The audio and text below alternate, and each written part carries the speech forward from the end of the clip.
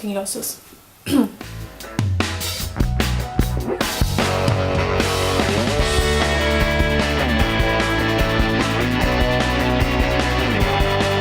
Anyways, my name is Hannah. This is the Creative Anarchy podcast, and this is episode 2.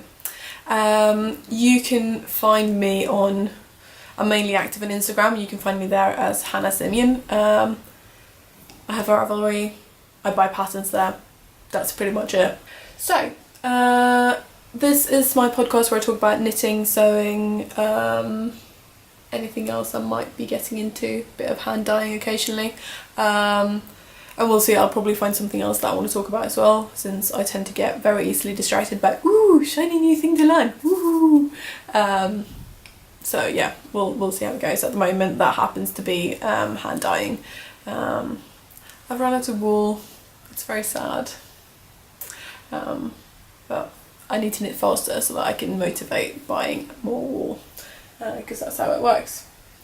Anyways, let's get started on the knitting aspect of the podcast. So I have one finished object, which isn't very surprising. I show you the start on the last episode, first episode, whatever, and it is a hat which has been on my sewing table, so therefore it is covered in fluff.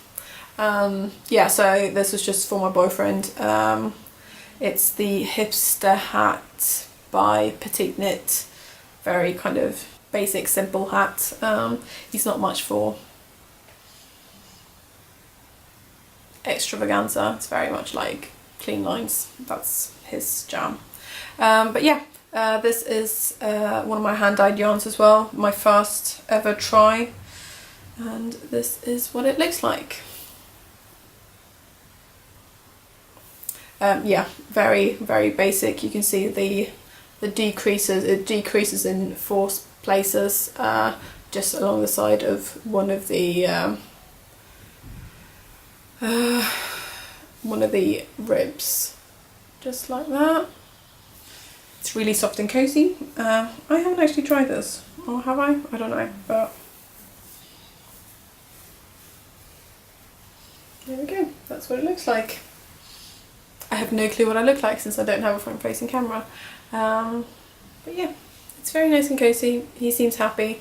It is summer outside, so that was an idea. But at least I'll have something for the winter. But yeah, finished object. Very nice, very simple, very quick knit. I enjoyed it. Had to modify it slightly to make it slightly bigger, because the yarn I was using, the gauge wasn't quite adding up, so I added another 8 stitches, I think. But yeah, it worked out fine, so there we go, finished object. And as I mentioned as well on the last episode, I was kind of thinking about maybe casting on a Tegna by Caitlin Hunter, Boyland Knitworks, with my latest hand-dyed yarn. So I did do that, and I mean it's been 2 weeks since the last podcast, so it's not insane that I've managed to get things done. This is where I'm at. Yeah, it's I had no clue what this was going to knit up like, considering what was kind of, so I dyed a third of the circle like a raspberry kind of red pink, and a third-ish I dyed purple, and then the middle section I just kind of dipped that into like a steely grey black blue type of lot. So I had no clue what was going to happen, but it's ended up being a kind of semi-stripy, micro-striping type of situation, I suppose, just like that. Anyways, here's where I'm at. So I've done nearly the entire body. So I mean, I've been obsessed. It's so easy to knit at the moment because I'm just knitting round and round and round and round. I was back here yesterday, and now I'm here, so it's going fairly quickly. I am alternating skeins as well because I didn't really know what was going to happen, especially since this was my second ever lot of hand-dyed yarn, so I don't trust myself to kind of knit it dye it very evenly. So doing helical knitting, which basically just means that you've got two strands of yarns that are going, you kind of alternate them, and it goes up in a circle. I'll make sure I'll pop a link down below to a really good tutorial. I cannot for the life of me remember what her name is. I feel like it might be Grace, but I'm not sure, so we'll see. But yeah, I'll pop the link below. On another more exciting point of view, when I mentioned in the last episode as well that I've been hand winding all of my, you know, skeins, which is really bloody annoying, and I never get around to buying a wool winder, but I now have. So look at this beautiful cake of yarn. This is my other skein, or yarn ball. So yeah, starting to run a bit low, but I mean I've done loads, so that shouldn't really be a problem. So yeah, this is the Tegna by Caitlin Hunter, Boyland Knitworks. Very big fan. The lace panel was really fun to make. I have a feeling I've got plenty more Caitlin Hunter patterns coming up. Yes, so that's knitting in progress. So when I bought my first kind of lot of plain skeins to get started on, I got it was like a special deal, 5 skeins for 25 quid or something. So first skein went to that green hat, the second 2 skeins, Tegna, and then these are the last 2. So I originally was trying to make more of a kind of mustardy type of colour, and I ended up with instead a skein that was like this all over, which was not what I wanted. So I kind of I put some speckles in, didn't really like it, and decided that, you know what, fuck it, I'm gonna kind of redo it. So I let it kind of partly dry, and then I did a very kind of, well, this colour basically, more of a dark orangey maroony type situation, and I let it kind of, I folded it in so that parts of it soaked in quicker than everything else, so that I could still get some of that orange left, which I really liked. And then I did some navy speckling as well. I'm really struggling with speckling. I find that I get a bit overexcited. It's getting better. I mean, I tried to put speckles in both of my 2 first skeins and you can't see any of them. So this one at least you can definitely see them there. And you can kind of see little, that's more of a blob I suppose, but yeah, you can definitely see some speckles in there, so I'm guessing there, because I think speckles are really pretty. Kind of thinking about maybe, you know what I just said about Caitlin Hunter? Gonna be doing more Caitlin Hunter? Yeah, exactly. So basically what I'm thinking is I might use this for the main body of a Navelli tee, which is really nice. If you haven't seen what it's like, it's a really nice kind of t-shirty, obviously it's called the Navelli tee, loose t-shirt with some colour work at the bottom, a colour work hem. So there's a main colour, and then there's 2 colours for the colour work. So I'm thinking kind of this, so I might get some more of these skeins, blank skeins, dye like a very dark maroony type situation for the darker bits of the colour work, or the line, and then maybe more of an orangey one for the lighter colour there. We'll see, but that's kind of what I'm thinking at the moment. But yeah, first to finish the Tegna. I'm quite stubborn about trying to finish things before I get started on the more fun things. I'm not really sure why. I suppose because I just don't want the same thing to happen with knitting as what's happened with my fabric stash. Because, yeah, I've got too much fabric, and I can't do the same thing with wool as well, because that would get excessive. I am trying to get through it.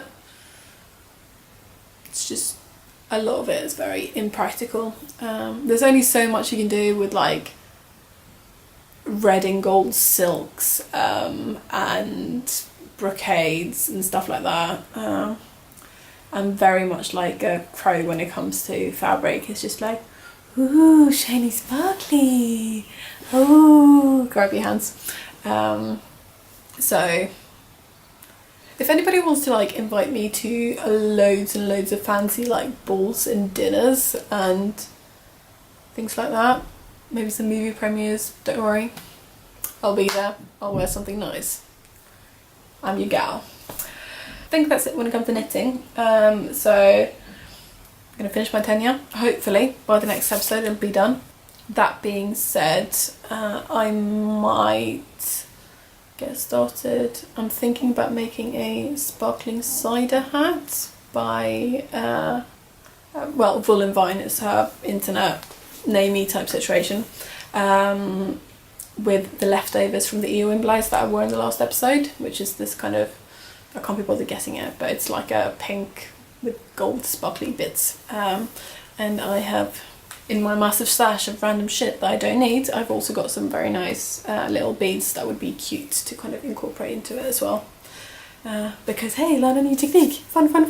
But yeah, it's got a little kegly kind of pattern with some beads in it, and I think it would look really cute, and I've got just about enough for a hat in that yarn, so that would be a very good way of using up some of my stash as well, my very small stash, I'm proud to say.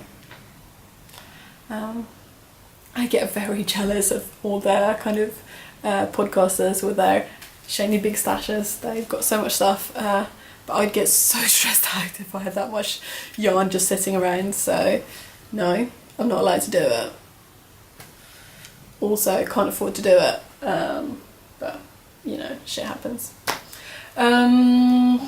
Right, on to sewing, and what I'm wearing. You won't be able to see it at the moment,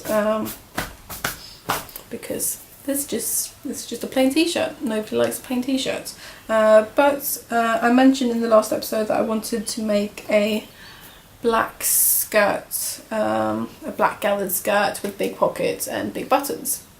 Basically, I've been trying to find something like that in shops for quite a while, and I realised it wasn't going to happen, so might as well just make it myself. So let me stand up. I'll try to show you what it looks like. Alright, so here we go. Kind of difficult for me to show you exactly, but as you can see, buttons, big buttons, massive pockets.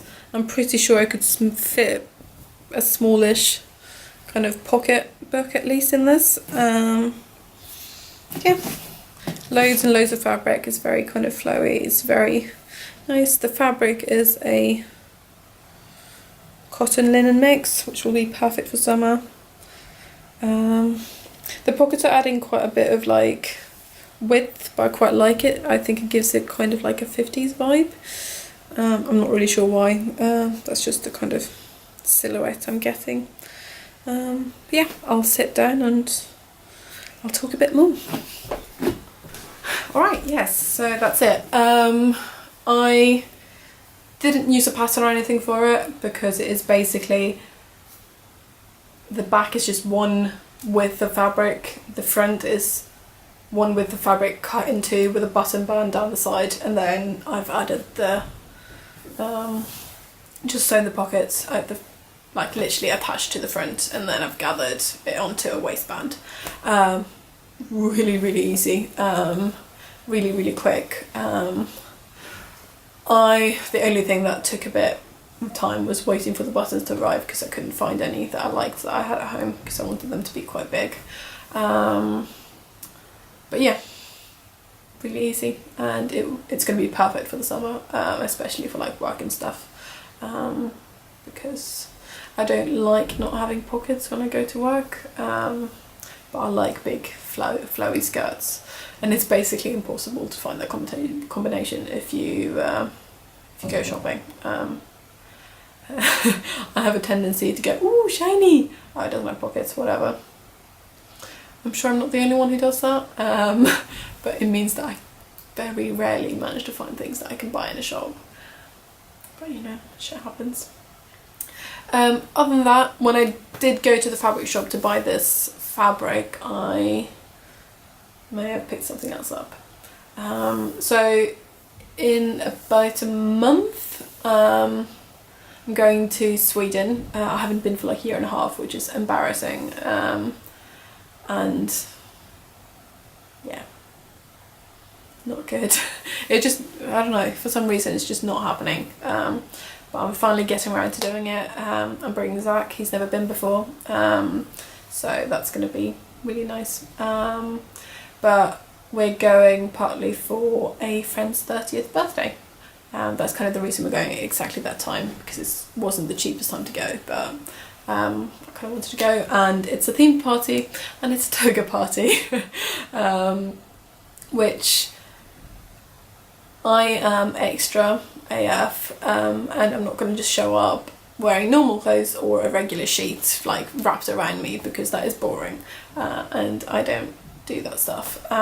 So I'm a very big fan of the kind of the Fortuny Delphos gown and those kind of pleated kind of 1900s, 1910s kind of dresses, 1920s. I think they're beautiful. I've always wanted to make a kind of replica of one of them, but I'm not quite that committed to tiny pleats, and yeah, I just don't really feel like it's worth it. So I'm going for trashy cheap synthetic version of that. So basically I went to the shop, and I wasn't even looking for fabric for this, but I was walking past just browsing, and I found this. Let's see.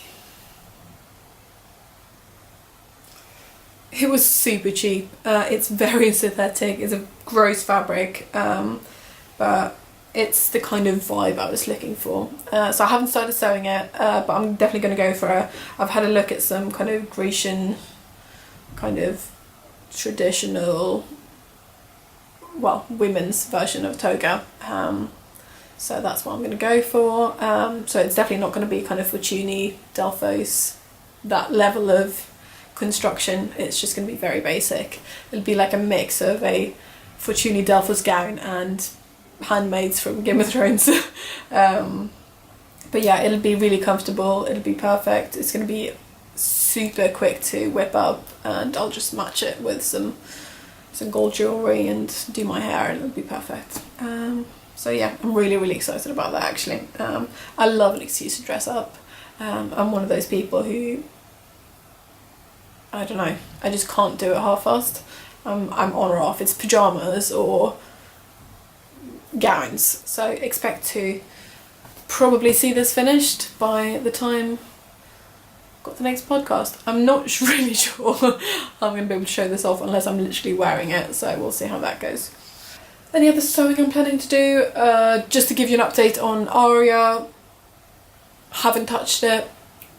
I will do it, but I'm just a bit not really in the mood. I just want to kind of sit on the sofa and knit all the time. Occasionally like eat cake. Sorry, I just remembered I made some peanut butter brownies yesterday, and they were amazing. and we've got loads left, and I haven't had my coffee yet today because I saved it to have with my brownie. I don't know, I'm trying to think if there's anything else. I feel like this might be a fairly short episode, but I'm not sure. But yeah, if it is, oh well. I would give you a special viewing of the cat as well, but she's sleeping at the moment, and she's, like I mentioned probably in the last episode, she's quite old and she's not doing so well at the moment, so I'll leave her to her, and I'll give her a cuddle in my own time instead, without her having to move. But yeah, I think that's it from me. So if you watched this episode and last episode, I'm very impressed, and you're probably my parents and no one else. So thanks, Mum and Dad. But if you're not, I'm amazed, and thank you very much, and I'll see you next time. Bye!